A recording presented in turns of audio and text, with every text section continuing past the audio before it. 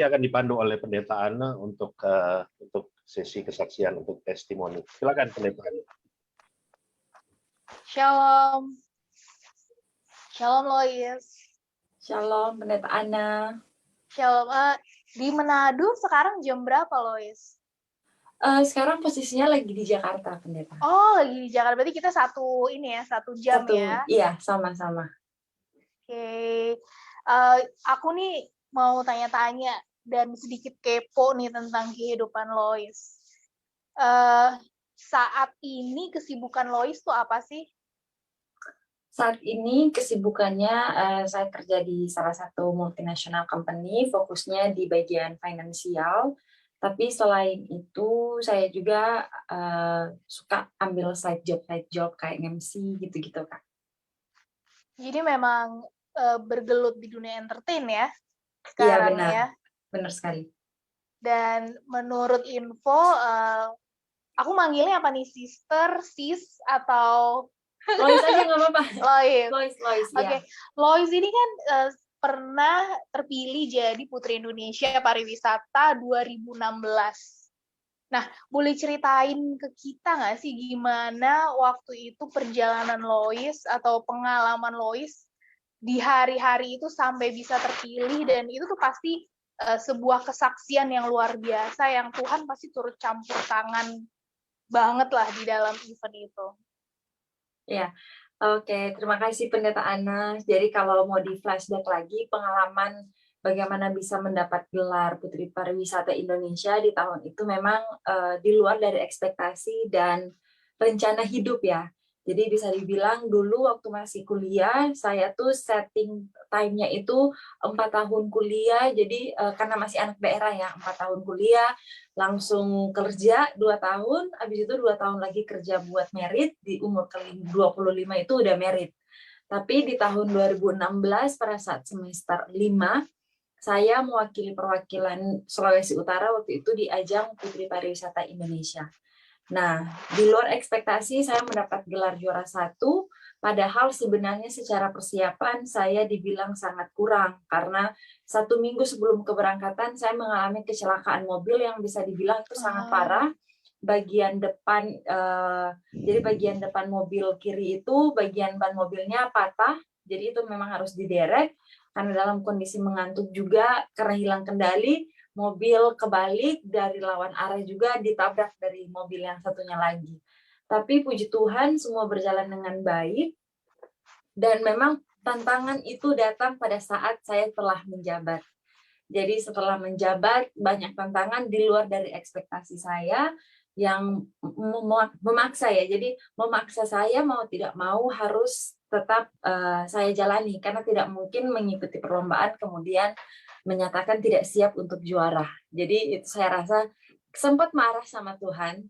Jadi memang di akhir tahun 2016 ini kemarin saya sempat marah sama Tuhan, kayak Tuhan nggak minta buat juara 1, tapi kenapa juara 1 dan diterjun dan dibawa ke istilahnya daerah yang sebenarnya saya juga sangat awam sekali dengan kehidupan yang, apalagi di dunia perputrian ini banyak sekali ups and downs-nya, banyak sekali godaan.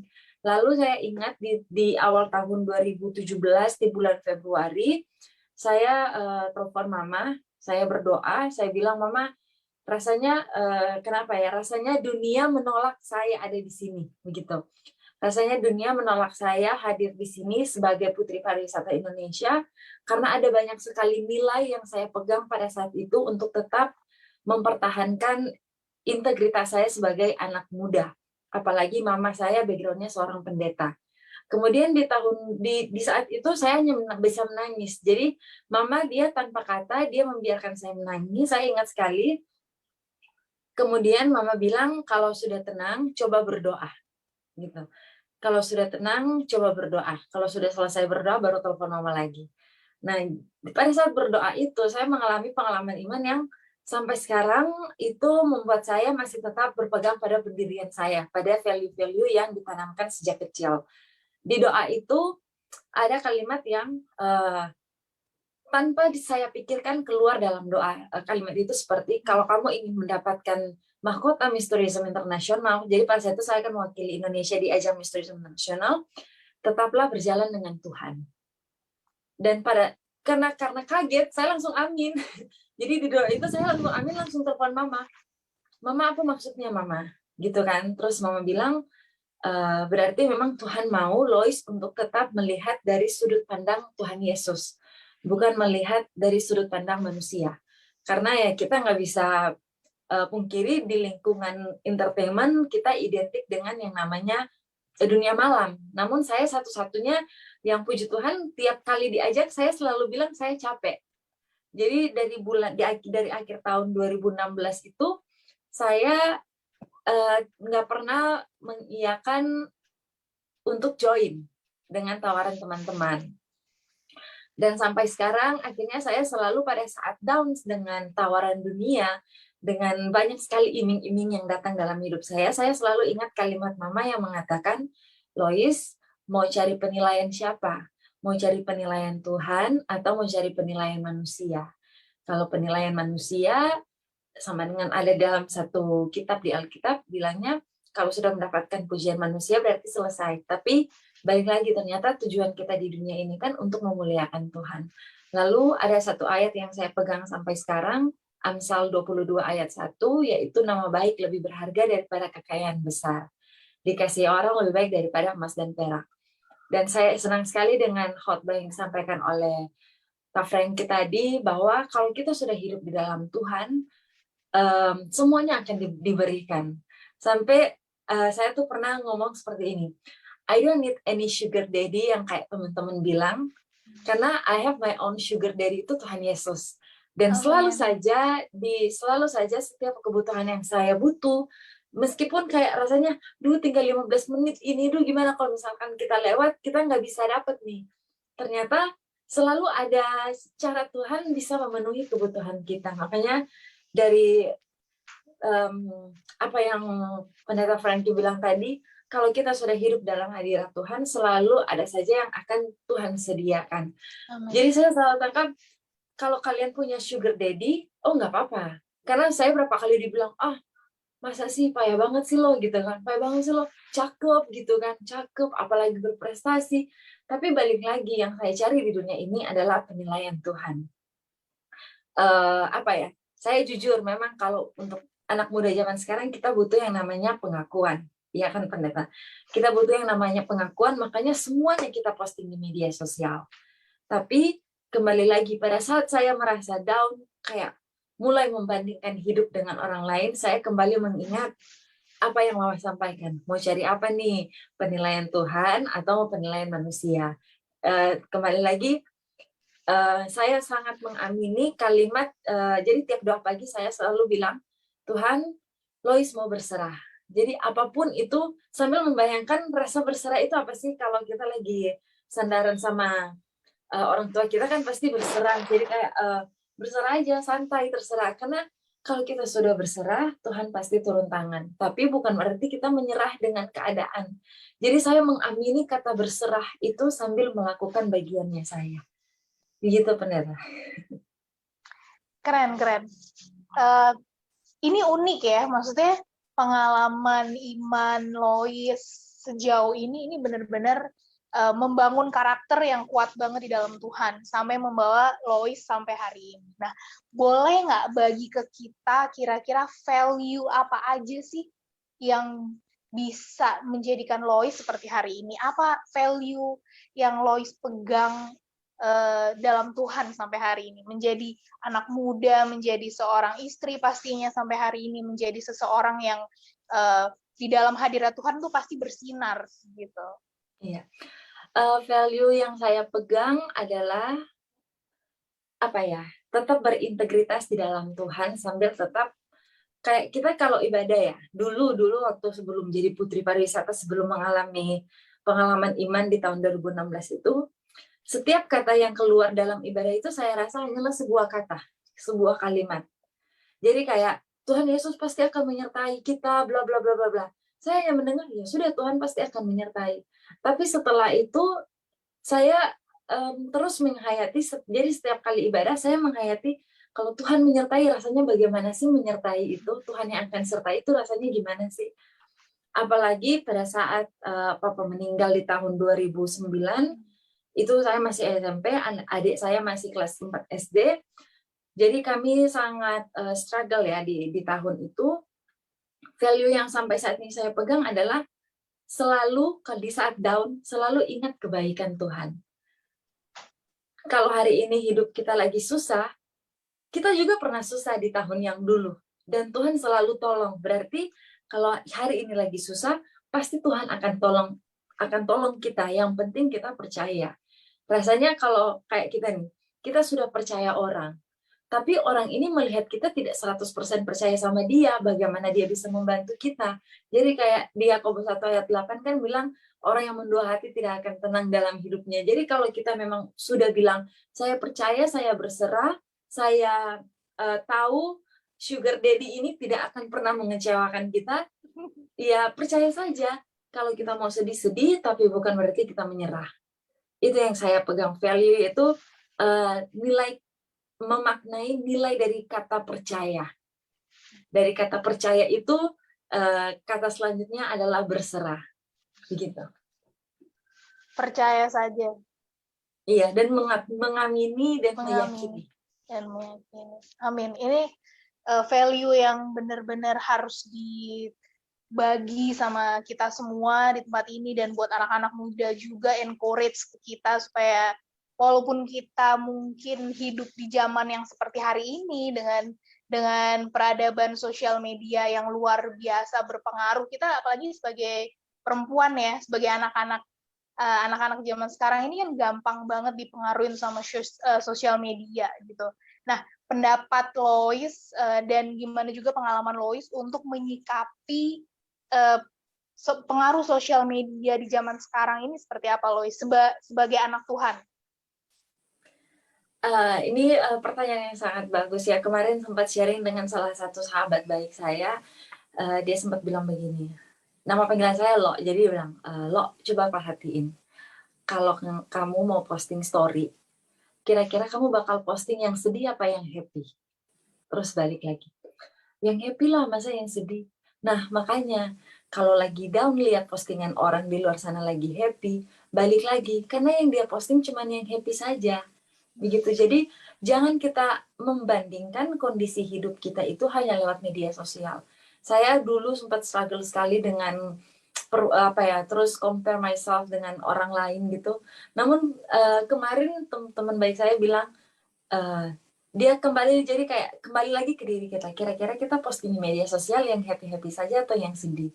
Kita bakal posting nggak kita bangun jam berapa, tidur jam berapa, kita kerja seperti apa? Enggak kan, kita hanya posting kita bisa bertemu dengan orang hebat dan lain sebagainya. Tapi kita tidak tahu di balik panggung itu kita sebenarnya capek. Kita sebenarnya banyak hal yang kita korbankan. Yang paling simpel sih kalimat ini sih yang sampai sekarang kayak iya juga sih, kita jangan compare dengan hidup orang lain, karena di media sosial ini kan semua yang happy ya. Contoh nih, ada harga yang harus dibayar. Saya terus menghayati ada harga yang harus dibayar. Kita mau compare hidup kita dengan orang lain yang lebih sukses, apakah kita sanggup membayar harga yang dia bayar? Kayak dia sempat dihina, difitnah, atau dia sempat jatuh bangun. Dan kemudian kita melihat hasil yang dia posting di media sosial. Lalu kita membandingkan kenapa hidup kita seperti ini. Jadi saya selalu memikirkan apakah saya siap membayar harga yang dia bayar untuk proses ada di titik itu. Dan dari situ saya melihat media sosial ini hanyalah sebagai platform kita untuk berekspresi, tapi bukan berarti kita menjadikan standar kesuksesan kita itu hanya karena orang lain. Karena setiap orang itu bisa ada di titik itu dengan harga yang dia bayar. Dan harga ini macam-macam. Mungkin dia rela kehilangan waktu, atau mungkin rela kehilangan harga dirinya hanya karena sebuah sesuatu yang sia-sia atau tidak selamanya abadi gitu. Jadi kembali lagi, kalau mau lihat di media sosial dia lebih sukses dan lain sebagainya, kita cek dulu, sanggup nggak kita membayar harga yang dia bayar. Itu yang saya pegang selama ini. Jadi biar selalu menjadi kayak, ayo Lois harus lebih kuat lagi, ayo Lois harus lebih semangat lagi, begitu. Jadi pemicu diri sendiri ya. Iya. Karena setiap orang punya kestabilan mental yang berbeda-beda dalam menyikapi banyak situasi dalam hidup. Dan yang pasti satu lagi, kalau berhubungan sama sosial media, jangan terlalu banyak curhat juga di sosial media, berbagi kesedihan atau hal-hal yang kira-kira terlalu open tentang pribadi kita begitu. Karena kita nggak tahu siapa yang baca, siapa yang akan men-share itu ke orang lain, atau ya berbagai opini lah akan muncul di sosial media. Ini bagus banget masukannya Lois dan juga pengalaman yang luar biasa. Tapi kalau misalnya kita juga boleh tahu nih, makna seperti apa sih yang Lois alami di dalam hidup kalau kita dengar tentang kata ayah? Apa sih perasaan Lois kalau tentang ayah ini seperti apa? Tentang ayah, ini saya berbicara karena memang kan besar tanpa sosok seorang ayah yang kita panggil papa ya. Namun di tahun 2009 itu mama saya bilang begini, sekarang karena kami berlima kan, sekarang kalian berlima udah nggak ada papa lagi, papa secara dunia. Tapi ingat, kita ini punya Bapa di sorga. Makanya nama panggilannya kan di Alkitab ada Bapa juga. Sosok ayah bagi saya adalah, karena kita berbicara mengenai, let's say my sugar daddy lah. Saya suka memakai istilah itu karena semuanya diberikan dalam hidup saya dan mendatangkan damai sejahtera. Menurut saya sosok ayah itu segalanya. Karena sama dengan apa yang dikatakan oleh Pendeta Franky tadi, bahwa tanpa Tuhan ini kita bukanlah siapa-siapa. Bayangin kita ada di dunia saja ini, Tuhan yang memberikan nafas, ayah kita yang memberikan nafas. Masa kita mulai, dia yang memberi nafas, dia yang memberi kehidupan, terus kita mulai melupakan kebaikannya. Jadi kalau mau dibilang sosok ayah secara rohani adalah segalanya bagi saya. Kalau mau dibilang sosok ayah secara duniawi, saya sangat bersyukur papa saya sudah 12 tahun meninggal dunia, dan sampai sekarang kami masih diingat sebagai seorang anak dari almarhum papa saya. Dan itu menjadi sebuah hal yang menjadi pelajaran bagi kami, karena mama selalu bilang, papa meninggalkan legacy. Apa itu legacy? Kebaikan. Karena semua orang yang bilang, nama siapa? Oh, Lois Tangel. Oh, Tangel. Oh, papa bukan yang dokter ini. Oh iya, itu papa. Aduh, dokter baik sekali dan sebagainya. Dan sampai detik ini, papa masih diingat. Jadi kalau secara papa rohani adalah segalanya, kalau dari sejarah papa dunia yang sudah meninggal 12 tahun adalah bagian yang sempurna dalam hidup saya, karena meninggalkan legacy yang meskipun secara fisik tidak hadir dalam hidup saya saat ini, tapi secara legacy meninggalkan banyak hal. Amin. Jadi sosok ayah, sosok papa ini benar-benar berhasil mewariskan nilai-nilai hidup dalam kekristenan yang utuh sampai hari ini, yang kita bisa lihat di dalam perjalanan hidup Lois, di dalam perjalanan karier Lois, yang di setiap putri-putrinya ini jadi punya karakter yang kuat ya. Ini yang terasa sekali gitu, yang saya rasakan dari tadi semua cerita Lois. Jadi luar biasa sekali. Papa masih selalu diingat gitu. Dan last but not least, Lois boleh dong bagi ke kita kira-kira apa sih ayat emas dalam hidup Lois? Dan motivasi juga buat teman-teman di luar sana, anak-anak muda, wanita, perempuan, bahkan siapapun juga yang mau punya hidup yang berintegritas. Ayat favorit saya sampai saat ini Amsal 22 ayat 1 yang tadi saya katakan, nama baik lebih berharga daripada kekayaan besar. Dikasihi orang lebih baik daripada emas dan perak. Saya senang sekali dengan ayat ini karena seperti yang Pendeta Franky tadi bilang, untuk apa kita kaya kalau kita semuanya sudah diberikan oleh Tuhan, apa yang kita butuhkan sudah diberikan oleh Tuhan. Banyak orang mencari kekayaan dengan hal-hal yang sebenarnya tidak mendatangkan damai sejahtera. Jadi saya rasa nama baik itu lebih berharga daripada kekayaan besar. Dan saya sudah melihat itu dari sosok ayah saya yang sudah meninggal 12 tahun lalu, masih diingat dengan nama baiknya, bukan karena seberapa kaya dan hebatnya dia. Dan saya rasa saya bisa ada di titik ini karena kembali lagi saya sangat menghayati setiap perkataan dalam doa, Tuhan berikanlah kami kekuatan. Kekuatan apa? Ternyata kekuatan untuk bisa menjalani hari hidup, tekanan, tantangan, masalah, cobaan, bahkan kekuatan untuk menghadapi apa? Rasa kebahagiaan kita. Karena kalau kita terlalu bahagia, kita bisa saja lupa kalau ternyata itu hanya datang dari Tuhan. Jadi itu Amsal 22 ayat 1, dan kemudian yaitu Tuhan berikanlah kami kekuatan, tapi saya jujur tidak tahu itu ayat Alkitab di mana ya. Tapi itu kalimat yang selalu menguatkan saya dan selalu saya katakan dalam doa. Amin, amin, amin. Thank you banget, thank you so much buat waktu, kesempatan, dan juga sharing yang Lois bagiin ke kita, benar-benar motivate kita semua, benar